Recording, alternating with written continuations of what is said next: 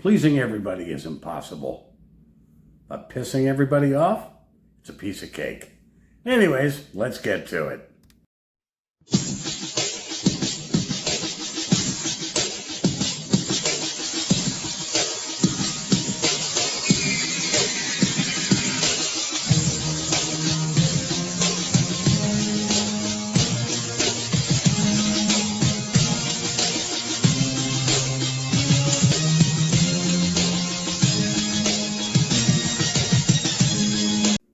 How you doing, guys?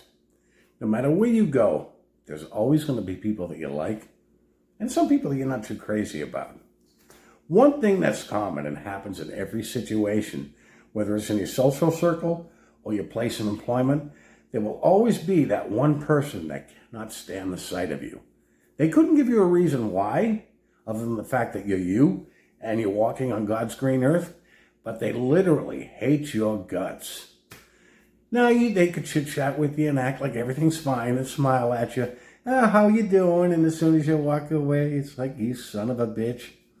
As time goes on, you're well aware there's a little friction and you don't know why, so you just go about your business. You don't let it bother you. But it bothers them when it doesn't bother you. So what do? They start chit-chatting amongst everybody you know, whether it be your coworkers or in your social circle or wherever. They start feeling people out, what they think about you. Some people like you. Yeah, that's a decent person. Well, I don't want to talk to you. They will find other people. I can't stand you either. Now, they may not dislike you like this person does. So what they'll start doing is they'll start feeding the hatred. Before you know it, you've got a group of people that cannot stand the sight of you. And they will try and do their damnedest to make life miserable for you. And you're like, what the hell did I do to these people? Absolutely nothing. Something about you just rubs them the wrong way, and that's just the way it is. Don't change for anybody. Now, if you work with them, they get you fired, they squeeze you out. Or you just flat out move on. What happens to those people? See, the common bond they had that kept them together was their hatred for you. Now that you're not around, there's nothing keeping them together. All of a sudden, their friendships fall apart. It starts to splinter. You're not around. They start to bicker amongst themselves. Somewhere down the line, you run into one of them, and they're trash-talking one of their former friends, much like they used to trash-talk you. It happens everywhere, even in the kingdom halls. We all know, because we've all heard it, Jehovah's Witnesses are the happiest people on the planet. And we know that's not true. They're actually pretty damn miserable. But they're convinced that they're happy because they're told the more miserable you are, because Satan doesn't want you in the organization, he's going to make you miserable, so they think they're happy. And they actually believe this.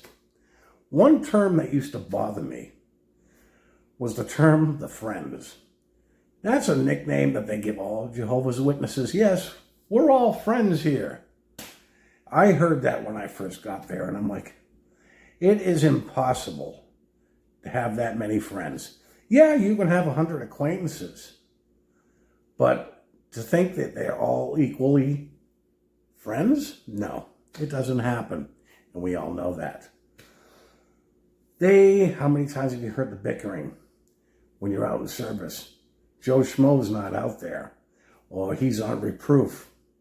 He's on restrictions. What do? They trash talk him.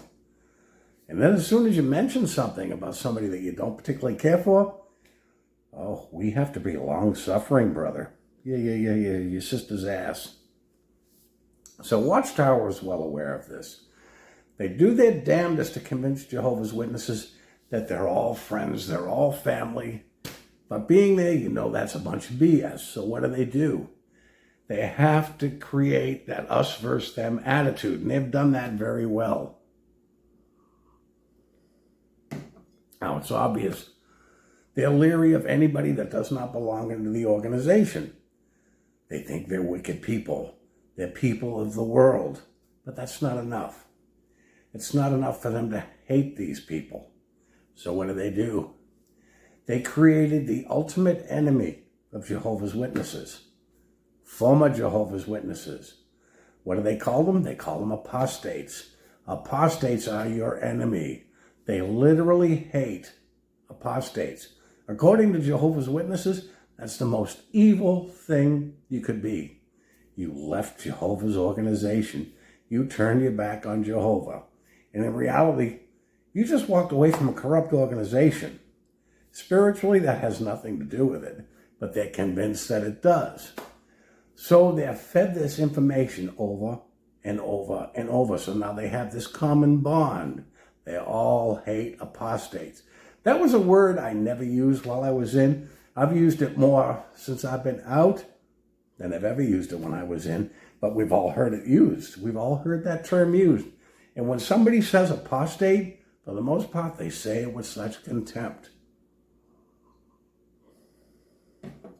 We've all heard it when somebody started fading from the meetings, when somebody was disfellowshipped. And the thing is, when it was announced in the midweek meeting that so-and-so was no longer one of Jehovah's Witnesses, they never said whether they were disfellowshipped or they disassociated themselves.